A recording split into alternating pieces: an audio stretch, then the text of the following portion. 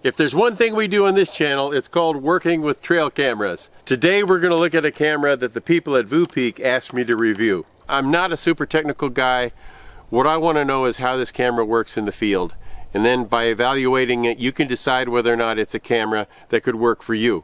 Here's what the TC22 looks like in the sunlight, and here you can see where it looks like when it's overcast. The deer were in rut this day and they were just flying around like crazy. It's an infrared camera. It's got a 0.1 trigger, 120 degree detection angle. It's obviously solar paneled. This thing is light as a feather. It's got an integrated lithium battery, which I'm curious about. I'm wondering how well the battery can maintain its charge even on the cloudy days. Let me show you something a little quirky that I like about this camera. You look right here where this cable, where these cable loops are, but right here there's this little groove. So often I'm using a small stick or a larger stick to adjust the angle of a camera. This thing just, those sticks fit right in here just perfectly to balance them out against a tree trunk. I don't know that this was intentional, but I really like it. We're going to put it side by side with another camera that I respect, a Browning camera, to see how they compare in terms of their image quality.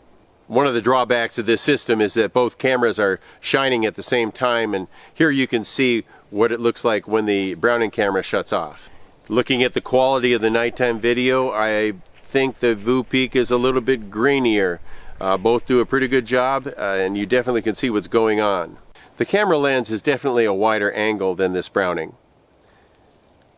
Well, once again, in the daytime video, the Voopeak looks really nice. The audio is definitely functional, but it's not as loud as this other camera. See here? Listen. Grunt. Same scene.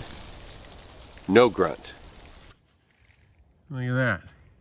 80% on the north side of the tree. Not bad. Let's kind of sum it up here. I really like the solar capacity of this camera.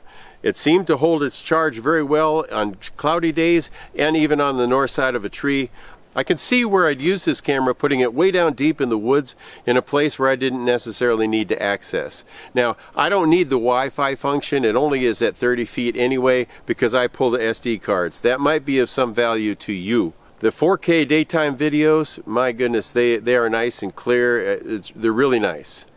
Because I put these videos up online all the time, I wish there was a little bit more color saturation. One thing you should note, that you're going to need to get an SD card, and you want to get the right kind. It needs to be fast enough. Make sure that it has this U3 rating on it. A lot of the newer cameras require higher speed chips.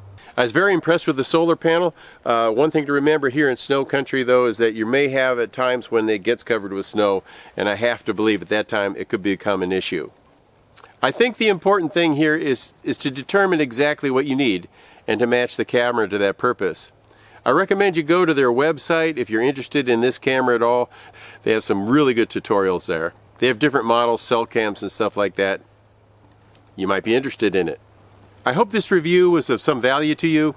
If you like what you saw, check them out. They got a great website. And thanks so much for watching.